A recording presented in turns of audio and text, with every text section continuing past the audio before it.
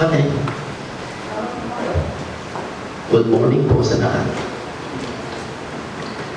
Tayo po ay nasa aklat pa rin ng Hebrews. Matapos po natin ang chapter 1 and chapter 2. Tayo na po ay nasa chapter 3 and chapter 4.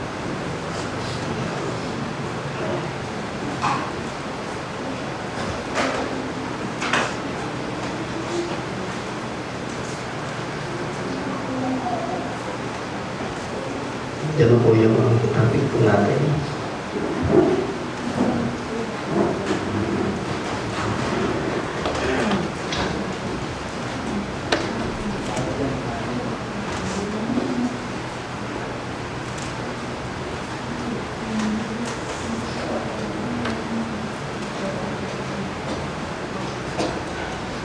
Yung topic po natin, okay? God gave them another chance to enter into His rest.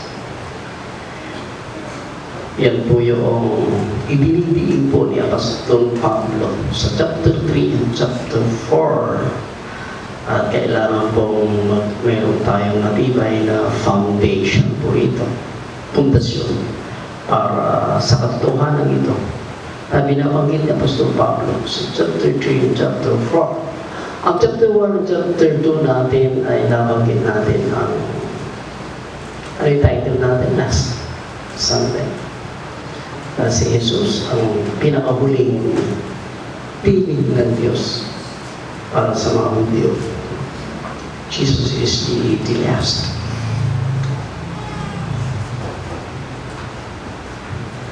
Ngayon po ay ang Diyos ang nagbigay ang Diyos sa kanila. Yung them po dyan ay ang mga Israelite ng isa pang pagkakataon para mapasok sila sa kapahingahan ng Diyos. Kaya papatunayan natin kung tama itong nilalaman o tama po itong lesson natin for today sa chapter 3 at chapter 4. Ngayon ay bubuksan natin kaagad ang chapter 4 verse 1. Chapter 4 verse 1, let us therefore fear. Kaya dapat matakot tayo, baka lest a promise being left us of entering into His rest. Baka masyur tayo dyan na sinasabi ni Paul. Nandito kaagad yung promise ng Diyos na makapasok ang mga Hudyo sa kapahingahan ng Diyos. And then, nagpatuloy si Pablo doon sa verse 3. For we which have believed to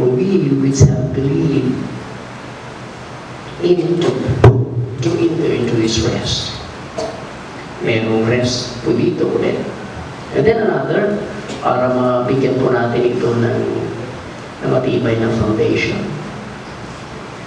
Nung verse 3, at ang sinasabi niya rito, ipagpapatuloy natin, if they shall enter into my rest. Ito ang sinasabi ng Diyos. If they shall enter into my rest. Verse 3, mayroon po yan kung sila ay makakapasok sa aking kapahingahan. And then, at sinasabi nga ni Apostol Pablo sa verse 5, in verse 5, yes, verse 5, and in this place again, sa isang banda, sinasabi niya doon sa Old Testament prophecies about this entering into His rest. And in this place again, nagbanggit ulit ang Diyos, if they shall enter into my rest, kung if they shall enter into my rest. And then another, verse 6, seeing therefore, ipinapakita na ni Pablo na mayroong talagang pagkakataong ibinigay ng Diyos sa mga Hudyo para pasukin ang kapahingahan ng Diyos. Seeing therefore, it remained that some must enter therein. Ipinapakita ni Apostol Pablo doon sa mga nasa taas ang kanya sinasabi, mayroon talagang pagkakataon pa na ibinigay ng Diyos sa kanila na mapasok nila ang kapahingahan. And again, chapter 4, pabasahin natin sa verse 7, again, He limited a certain day. Mayroong aging prophecy na binitawan ng propetang si David. And again, He limited a certain day, saying in David, today, after so long a time, sa araw na ito, tagal ng panahon, katulad ng nasasabi, today, if you will hear His voice, harden not your heart. Katumbas ito ng pangako niyang nagbigay siya ng pagkakataon para sa kanyang bayan na makuha nila ang kapahingahan ng Diyos. Ito ang kanyang katumbas. Today, if you will hear His voice, huwag na ninyong patigasin pa ang inyong mga puso. Yan po lahat yan. Katumbas yan noong salitang ipinangako ng Diyos na mayroong natitirang mga araw para mapasok nila ang kapahingahan ng Diyos. At para po sa karagdagan pong pagkaintindi po rito, mga kapatid, bakit nagbigay ang Diyos another chance to enter into His rest? Bakit siya nagbigay muli? Dahil noon, sa matandang panahon, hindi pinayagan ng Diyos ang kanyang bayan na makapasok. Nakakit gusto ng mga tao ito na makapasok doon sa kapahingahan ng Diyos. Hindi hinayaan ito ng Diyos.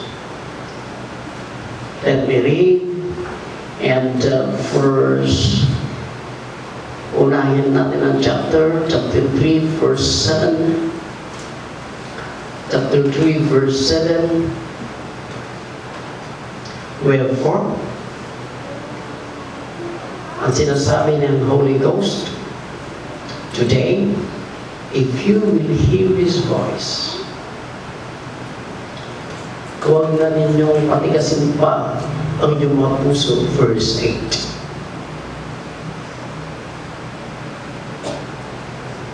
Harden not your heart, as in the provocation. Ginagalit nila noon ang Diyos in the day of temptation in the wilderness. And when your fathers tempted me, proved me, and saw my works 40 years.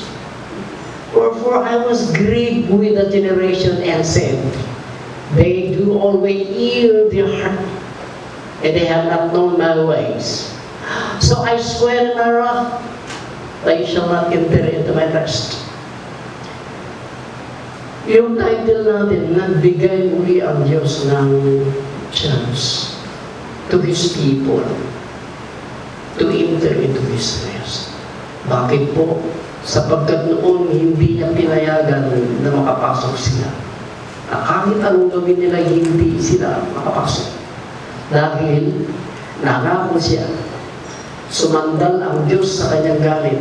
Nangako siya ayon doon sa kanyang galit, hindi sila makakapasok. Nakakitplano ng Diyos kung bakit inilabas sila ng Diyos doon sa Egypt ay para makapasok sa kanyang kapahingahan. Ngunit, binigo nila ang Diyos. Ang kanilang kabiguan ay kabiguan labis ng Diyos kung bakit hindi sila nakapasok. Kaya naman, sumiklam ang galit ng Diyos sa kanila at nangako, hindi sila makakapasok sa ating kapahingahan. And I swear unto my God, and they shall not enter into my rest. Malinaw po yung sinasabi niya sapagkat nire-reject nila ang mga salita ng Diyos. Kaya nga po doon sa awit, isang binubungkal, tinitignan ko mabuti ang awit, chapter 106, ay nireject pala nila. Akin papunta sila doon sa Kanaan, na siyang Israel ngayon. Nireject talaga nila ang lupang ipinangako ng Diyos. Verse 24, ito ang sanhi ng galit ng Diyos. At nireject nila yung place kung saan doon nila kukunin yung rest. Ang sanhi kung bakit sila nireject din ng Diyos ay doon sa kanilang hindi paniniwala sa Diyos at hindi nila pagsunod sa mga kalooban ng Diyos doon sa desert. Brethren, nagbigay ang Diyos ng pagkakataong muli sa kanila para mapasok nila ang kapahingahan ng Diyos. Ang po ninyo bago sila pumasok doon sa Kanaan o sa Israel, nagbigay ng warning ang propetang ito si Moses. Pagka hindi ninyo sinunod ang aking mga palatuntunan, ang aking mga salita, o ang aking mga utos. Ang sinasabi niya sa chapter 11, babasahin ko po sa inyo sa verse 67, sa gabi at araw, wala kayong rest. Pag dumating ang gabi, sasabihin niyo sana umaga na. At pagdating ng umaga, sabihin niyo sana ay gabi na. Dahil ang kapahingahan ay wala sa kanilang buhay. Kahit doon sa lugar ng Israel ay nandun na sila, hindi nila ito na kami mga kapitay Kristo. Kaya habang nagpapatuloy po tayo, masusuplayan po natin. Kaya minsan maalala nyo, nung si Jesus ay buhay, nabubuhay pa siya at nag-tribute siya. Meron siyang imbitasyon sa mga Hudyo noon na sinasabi niya, come unto me, I will give you rest. Sapagkat ang bansang Israel, ang anak ni Abraham, hanggang sa panahon ng Panginoong Jesus, ay wala silang kapahingahan. Walang rest sa kanilang puso. Hanggang doon sa panahon na hawak-hawak nila ang sulat ni Apostol Pablo sa kanilang kamay. Na kanya sinasabi, sana'y huwag kayong mapumigas o madulas man dyan dahil nag-promise ulit ang Diyos sa mga mananampalataya na mapasok yung kanyang kapahingahan. Sino po yung sinasabi ni Apostol Pablo na hindi nakapasok? Malinaw po yung nagbigay po siya ng isang kararatong mga pahayag kung sino yung mga taong hindi nakapasok po rito. Tingnan natin sa kapahingahan ng Diyos. Sa panahon ni Moses, sa chapter 4 verse 8 and 9, chapter 4 verse 8 and 9, tignan po natin. Sa panahon ni Moises, babasahin po natin sa panahon ni Moises. Unahin nga natin chapter 3 verse 15. While it is said, today, if you will hear His voice, huwag niyo nang patigasin ba yung mga puso katulad noong sa panahon niya na ginagamit yung Diyos. For some, when they had heard, did provoke. Albeit, not all that came out of Egypt are Moses. But if whom was he grieved 40 years? Sino ba ang kinagagalitan ng Diyos na sa loob ng 40 taon? Hindi ba kung sabi niya sila yung nagkasala? Sila yung mga namatay at na ang kanilang mga katawan ay nandun na lamang sa wilderness. Sa ilang, nandun na lang na wara-wara na ng giant. Verse 18, to whom swear he that they should not enter into his rest? Sino yung mga taong ito na pinangakuan niya hindi sila makakapasok sa kanyang kapahingahan? Hindi ba't sila yung mga hindi naniniwala? So we see that they could not enter in because of unbelief. Ito ay ang noong inilabas ni Moses ang mga tao at nasa wilderness sila. Doon pa lamang, nababadya na ang katotohanan, hindi na nga talaga sila nakapasok. At nangako ang Diyos, dahil sa kanyang galit, hindi sila papasok. Kaya namatay ang mga taong ito na hindi naniniwala sa kanyang mga salita. Ito ay ang noong ilabas ni Moses ang mga taong ito. Namatay silang lahat. Yung galit. Ayaw nila. Ayaw nilang makuha yung rest sa Diyos. At pagkatapos nito ay sinasabi niya, maging si Joshua. Nung humaliling si Joshua at dalhin ni Joshua ang mga taong ito doon sa Israel, hindi na rin nila ito nakuha ang rest ng Diyos. Ay nagpatuloy ang nakasunutan sa verse 8, chapter 4. For if Jesus had given them rest, ang Jesus dito ay si Joshua. Joshua. Si Jesus ang inilagay na pangalan. For if Jesus had been given them rest, kung si Joshua ay nabigyan niya ng kapahingahan ng mga tao ito na kanyang dinala roon, o di sana hindi na nangako pa ang Diyos na mayroon pang susunod na araw. Kung naibigay ni Joshua at nakuha ng mga tao noon, ng mga Hudyo, ang rest ng Diyos, bakit mayroon pang sinasabi ang Bible na mayroon pang isang araw na natitira para makapasok sila? Kaya sa panahon ni Joshua, hindi rin nila ito nakuha yung rest ng Diyos. Verse 9, there remained therefore a rest to the people of God. Mayroon pang natitira, sinasabi ni Pablo, sa mga Hudyo ito ang kanilang sinulatan. Mayroon pang natitira para makamta nila ang kapahingahan ng Diyos.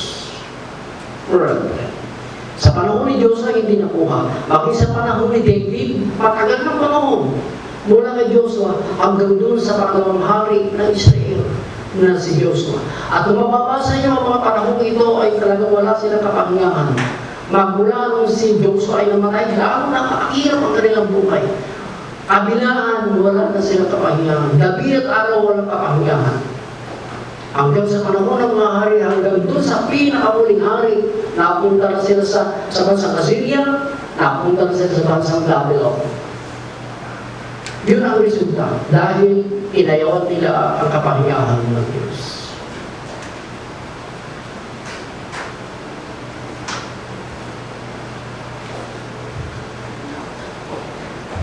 Naglagay ng isang napakalino na rason yung bakit ang mga tao ito o mga Hudyo hindi nakapasok sa kapahingahan ng Diyos. Dahil doon sa hindi sila naniniwala. Andito si chapter 3 verse 18 and 19, ito ay sa hindi nila paniniwala. Ito ay sa hindi pagsunod sa salita ng Diyos.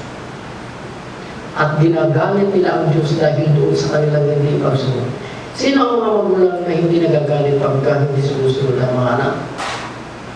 Na kahit kung minsan ay tama naman na hindi sumunod ng mga anak, pero nagagalit tayo dahil meron tayong ipinapagawa. Nakakit pang sarili lamang natin ito. Kaya kung minsan pag nagagalit ang mga anak, nagagalit tayo kahit tama ang mga anak. At ang Diyos, mananatiling tama kung bakit nagagalit ang Diyos sa kanila. Hindi tama ang mga Hudyo dahil hindi nila pinaniniwalaan ng Diyos.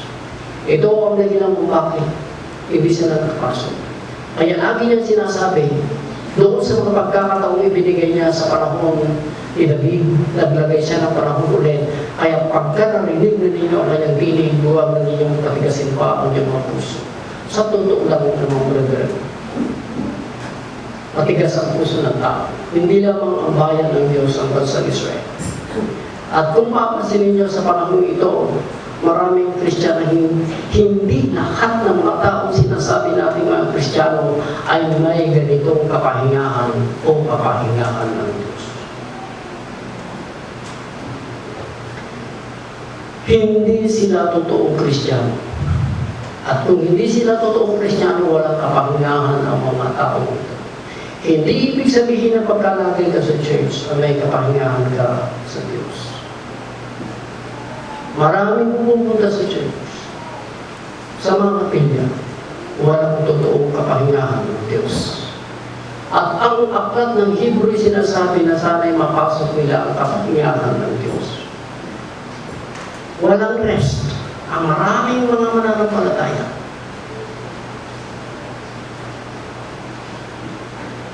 Dahil sa hindi pagsunod sa Diyos, dahil sa hindi pagsunod sa mga paraan na gusto ng Diyos, ay hindi nila naaangkin ang kapahingahan ng Diyos. Tignan mo natin, brother. Ano ba itong kapahingahan ng Diyos na ipinagpipiliin ng Diyos na dapat mapasok ng mga palataya ng Diyos? At sa panahon natin ngayon, ano ba itong kapahingahan na ito na kailangang mapasok ng bawat tao dito sa daigdig sa panahon ito? Ang kapahingahan ito, brother, ay hindi mo masusumpungan dito sa daigdig. Na kahit nakatapak ka na doon sa iyong pangarap, tagumpay, hindi mo pa rin ito masusumpungan doon. Kaya naghahanap ito. Na kahit ang bansang Israel ang pinakamayaman sa panahon na yan, binubukanan ng tubig. May bakay na sila doon. Bago sila lumabas sa bansang Egypt, mayroon ng mga takanan doon na malalaki. Marami ng mga hayop doon. Napakarami ng mga prutas doon.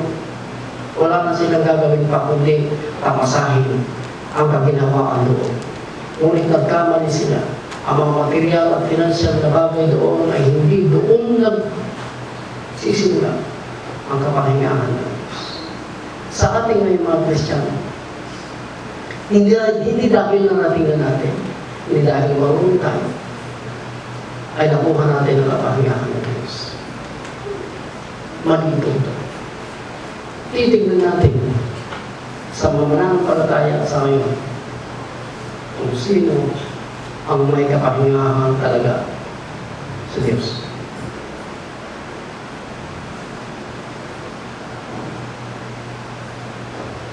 Pinakahalagahan niya, napakahalaga yan sa Diyos. Dahil tingnan nyo yung sinasabi ng banal na kasulatan na pagka narinig mo na ang kanyang tinig, mahalaga yan sa Diyos. Kaya nagagalit siya kung bakit ayaw nila. Ganun ito kahalaga. Pero hindi pinangahalagahan ng mga mananampalataya noong mga Hudyo at maging sa ngayon ay hindi pinangahalagahan ng mga mananampalataya.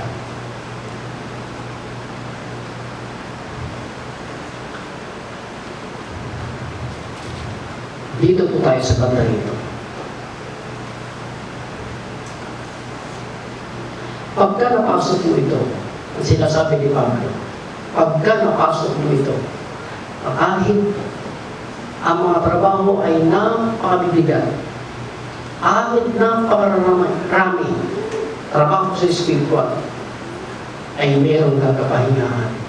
Dahil ang trabaho na ibinibigay ng Diyos ay hindi ito kapaguran sa ating kaluluwa.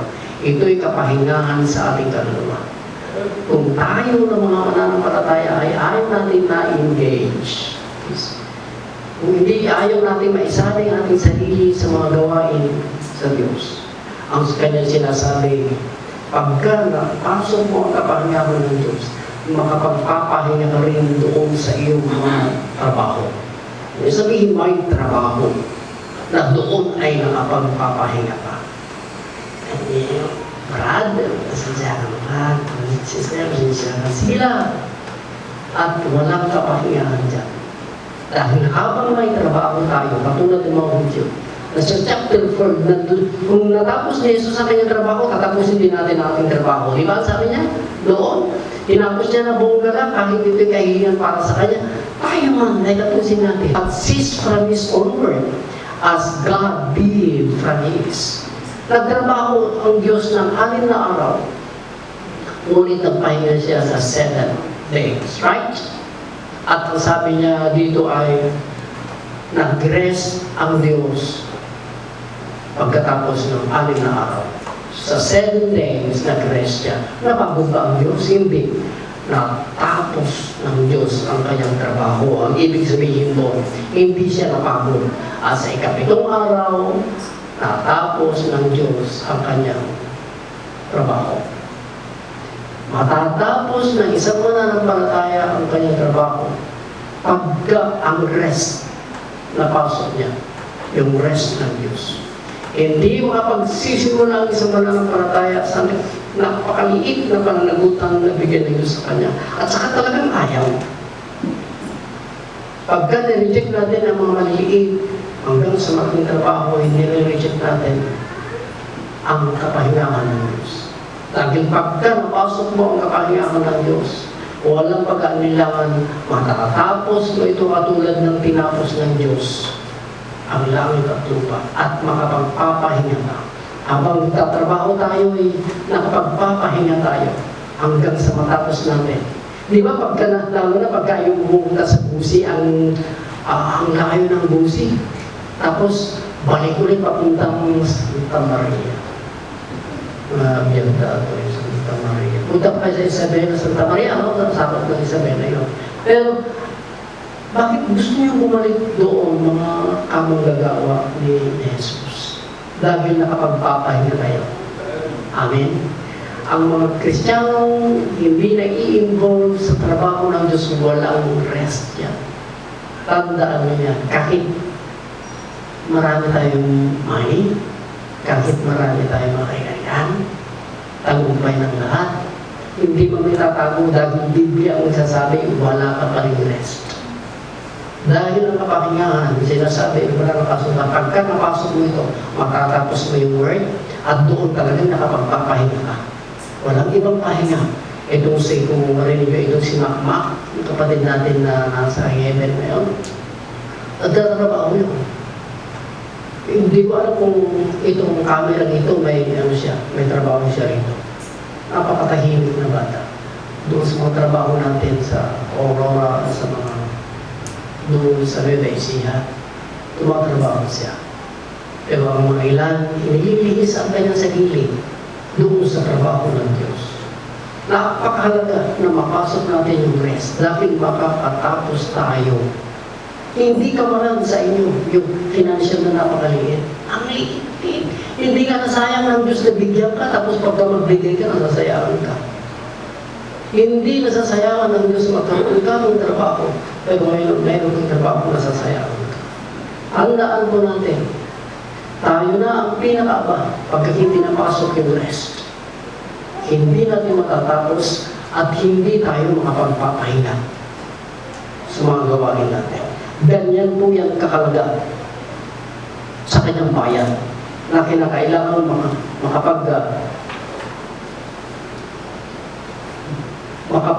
itong buhay na ito ay makapag-ambag po tayo doon sa pagpasok doon. Ganun po siya kahalaga. At tignan niyo mabuti kung paano natin papasukin ito, brethren. Nagbigay ito si Pablo ng instruction sa kanila kung paano nila gagawin ito at kung paano ma-avoid para maiwasan niyo mga bagay na nakapagpapalihis tungo doon sa daan ng mapasok ang kapangyarihan doon. Nagbigay ito si Apostol Pablo para mapasok sila totally. Nagbanggit na tayo sa chapter 3 verse 14, nandyan si Jesus na namatay para sa atin. Ito ang pinakamaluwang na gate para sa mga Hudyo uli na sinulatan ng Apostol Pablo. Ang pagkakataon na ibinigay niyang mapasok nila, walang iba kundi ang kamatayan ng Panginoong Jesus. Let me read you. In chapter 3 verse 14, and it says, for we are made partakers of Christ. If we, meron po condition po ito, for we are made partakers of Christ, if we hold the beginning of our confidence steadfast unto the end. Si Kristo ang naging daan para mabigyan ng Diyos muli ang mga Hudyo para pasukin ang kapahingahan ng Diyos. Kaya doon sa chapter 4, Sila noon, ng mga Hudyo na nandoon, narinig nila ang gospel tungkol kay Kristo Jesus. Pero, hindi nila ito na pakinabangan. Verse 2, "For unto us was gospel preached." Sabi nga ni Pablo, tayo ngayon narinig na natin ang gospel. At sila man noon ay narinig nila. "For unto us was the gospel preached, as well as unto them." Ganun din mga yun. But the word preached did not profit them. Dahil hindi nila ito hinaluan. Hindi nila sinamahan ito ng pananampalataya. Not being mixed with faith in them that heard it. Sila na nakarinig. Walang pananampalataya ang mga ito. Kaya, pagdating mo sa verse 3, kaya tayo na naniniwala doon kay Kristo Jesus, doon sa gospel. Yung siya ay namatay, siya ay nabuhay, naghirap siya dahil sa atin, tayo na naniniwala doon. Makakapasok tayo, sinasabi ni Apostol Pablo. Sapagkat ang binuksan na ng Diyos ang pagkakataong muli para sa kanila ay ang kamatayan ni Jesus. Pagkat pinaniwalaan nila ito. Ang salvation, the death of the Messiah. Verse 1, chapter 4, verse 1, "Let us therefore fear." Kaya matakot tayo. Baka yung pangako niyan ay maiwanan tayo niyan. Wala kakaunti ang mga taong pumapasok sa church na may takot sa Diyos. Ang yabang baka mo nakadala kasi kinakatangtangsi. Ang sa upay mo ka doon, i-illiterate. Nakatagita, so doon ka makawakawat kasi dyan. Hindi, huwag tayo magsalita ng gano'n. Dahil maging magulang man natin, hindi rin nakapag-aral. Baka mas marami pa tayo mga kapatid na hindi rin nakapag-aral. O baka anak natin, hindi rin sila nakapag-tapos. Kaya huwag tayo magsasalita ng gano'n. Wala tayong takot minsan eh. Kaya dagdagan, ipanalangin natin ang ating sarili sa bawat gabi na matakot tayo sa Diyos. Dagdagan niya yung puso natin na magkaroon tayo ng takot sa Diyos. Pagka tayo ay may takot sa Diyos, ito na yung malakas na pwersa na magtutulak sa atin para kunin natin ang kapahingahan ng Diyos. Let us therefore fear, lest a promise being left us of entering into His rest. Baka ma-sure tayo doon. Dami-damihan lang natin ang matakot sa Diyos. Sa gabi at araw, matakot tayo sa Diyos. Sa inyong paglakad, sa inyong pagpupo, isipin mo pinitignan ka ng Diyos.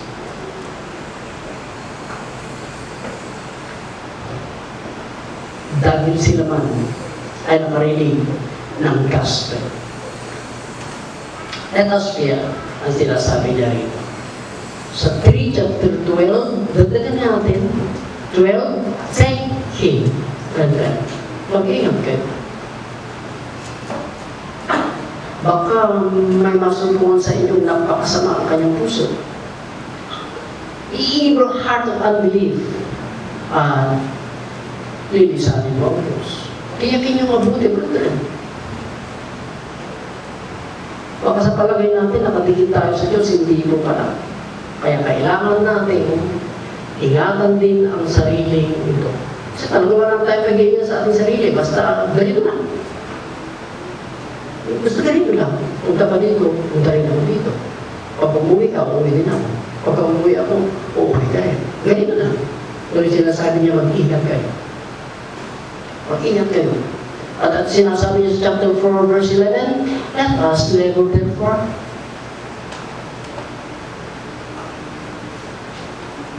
Magbigay tayo, maglaan tayo. Gumawa tayo patungkol dito. Kung gumawa na ang Diyos dito, tayo man ay magsikat dito. Let us therefore to enter the rest. Baka let's say naman fall out of this example of unbelief. Baka kung hindi nila paniniwala doon ay matulad tayo kung sinasabi ng Apostol Pablo.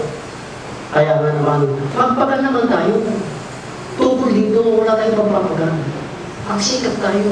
Kung daigdig sinisikap niya, hugutin tayo doon sa kamay ng Diyos, magsikap naman tayo na hindi tayo mahugot. Kung may trabaho tayo sa ating mga pamilya, may mga pananagutan tayo man sa harapan ng Diyos ay meron. May spiritual tayong tinataka papunta doon sa kapahingaan ng Diyos na hindi kailangan nararating ng mga hindi ligtas. Napakadelikado. Kung mga nandoon na inilabas si Moises, wala kong nakarating doon sa kapahingaan ng Diyos. Nung ipinasok ni Joshua sila, hindi pa rin nila ito nakuha. Sa panahon ni David, napakarami ng mga panahon ang lumipas, hindi pa rin nila nakuha, nangako pa rin ang Diyos. Sa kamay ng Panginoon Yesus, ang kanyang mensahe, lumapit kayo sa akin at bibigyan ko kayo ng kapahingahan. Kayong mga napapagalang kaluluwa, I will give you rest. Dahil napapagod ang kaluluwa ng tao, hindi ka makapagpapahinga sa kayamanan na pinaparami natin. Hindi tayo makapagpapahinga doon sa knowledge, wisdom na iniimbak natin. Hindi totoo yan kahit sabihin mo. Ang tunay na kapahingahan sa buhay ng isang tao ay dito sa kanyang puso. Na kahit walang-wala, in time of needs, in time of troubles, in time of peace, mayroong kapahingahan. Ang tao ngayon pupunta sa magandang lugar para makapagpahinga. Paglalakbay sa napakalayong lugar at titignan ang mga magandang lugar doon para makapagpahinga. Walang kapahingahan. Ang tao hindi ligtas. At pagkatapos maligtas, paniwalaan niya sa Jesus, sisikapin niyang mapasok ng buong ang kapahingahan ng Diyos. Ito ay iyong maging banal tayo. Ito ay mabigyan natin ng kalagahan ng kanyang salita na hindi ginawanoon ng kanyang bayan. Yung nagpapahalaga ng kanyang salita. Yung may takot sa Diyos. Yung may banal na buhay. Nagpalit ka na ng napakamamahal ng mga cellphone, wala ka pa rin ngayon ngayon. Kung nakabili ka man, dati kayo nagbatit na sabi si 60 pesos ticket mo. Ganun ang pagpapahalaga natin sa salita ng Diyos. Hindi tayo makakapasok po. Ang mga nakadagpula di cellphone, kung kasi walang matuturugan. Nag-absent di Senado ni Sunahang absent. Nag-absent di Kongreso ni Sunahang absent. Ang ding-ding sa malitaktakan, yan ay tanda na hindi ka nakapasok sa kapahingahan ng Diyos. Sapagkat kung saan ang iyong puso, doon ang iyong kayamanan. Kung kayamanan mo ay ang kapahingahan ng Diyos, ang puso mo ay doon. Okay? Kaya magsikap tayo. Ang sinasabi niya, dahil nagsikap ang Diyos. And one thing, brethren, tatapusin ko po ito.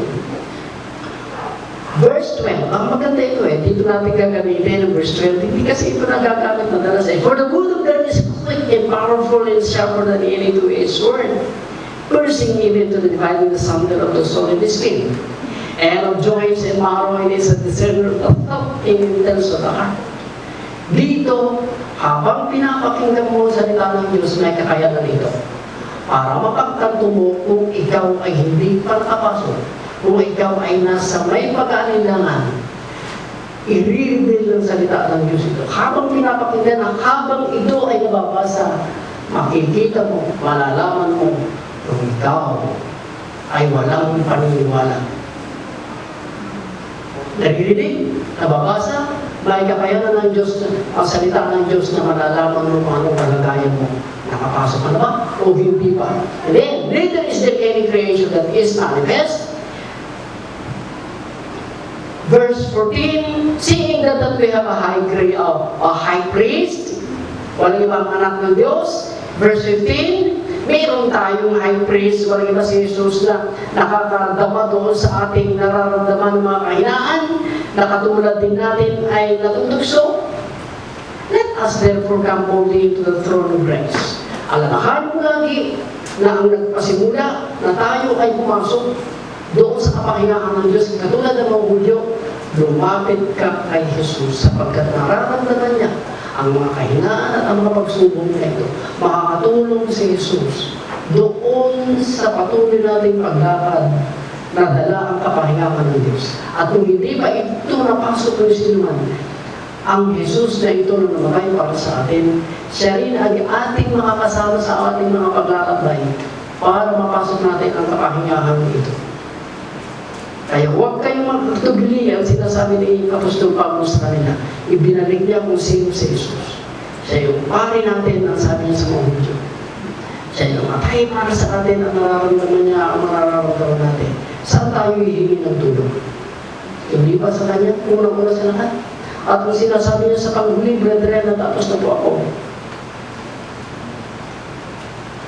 So chapter 3, verse 13, but exhort one another daily, while it is good, today, lest any of you be hardened through the deceitful of sin. Dahil meron pang inilaan na araw, sinasabi ni Pablo sa kanila, magpalakasan kayo. Okay. Di ba nagpapalakasan din tayo? Ang tinagin mo yung gagawin natin hanggang Kristiyan natin. Yung salita niya, pumunta ko. Papatunayan siya hindi tama, siya ang tama. May Kristiyano ganyan, at saka hindi Kristiyano niya. Hindi kanya ini-exhort kundi sinasamahan kanya doon sa galit na nararamdaman. At in-fuel niya, susurudan na dahil puntot yung data niya. Hindi Kristiyano yan, napapanigan ka niya. Hindi. Kumuha ka ng taong sa panahon na ikaw ay bigo, ay hindi ka niya papanigan. Ang ipapakita niya sa iyo ay yung ginawa ni Jesus sa krus ng Kalbaryo. Chismosa yan. Chismosa yan. Huwag mong samahan yung mga ganyang mga tao. Dahil yan ang magiging dahilan. Ay hindi kayo makapasok sa kapahingahan ng Diyos. Sa gabi, may takot kayo. At wala kayong pag-asa sa gabi. Morning, pagbangon niyo, wala kayong pag-asa. That's why I'm always asking the Lord every night na dagdagan ng Diyos yung rest na nasa atin. At sa Ministry Ministry. Dagdagan ng Diyos yung peace na nasa atin. Para ma-overcome natin yung mga pag-aalinlan natin. Ay, yung mga takot na nasa atin. Na kung minsan wala tayong pag-asa, pagbago natin, walang direksyon yung ating isip. Ipanalangin natin ang ating sarili, ang ating sambahayan, ang iglesia, ang inyong kapitbahay pa, pati kapitbahay. Yes. Pati kapitbahay. Dahil nakikita naman ninyo ang mga kapitbahay wala sa rest. Nakabang malalag yung iwa at walang rest. Ang rest nila yung sana tumama sila ng huyete. Ng loto. Walang kakakihan. Ang tao walang kakakihan ng lolo ko na lamang yan sa kanyang kapwa-tao. Ngunit ang tao may kakahingahan ay patuloy na tahimik sa panahon na siya ay nasasaktan, sa panahon na siya ay bigo, sa panahon na walang-wala siya. Yan ang may kapahingahan sa Diyos. Let us pray.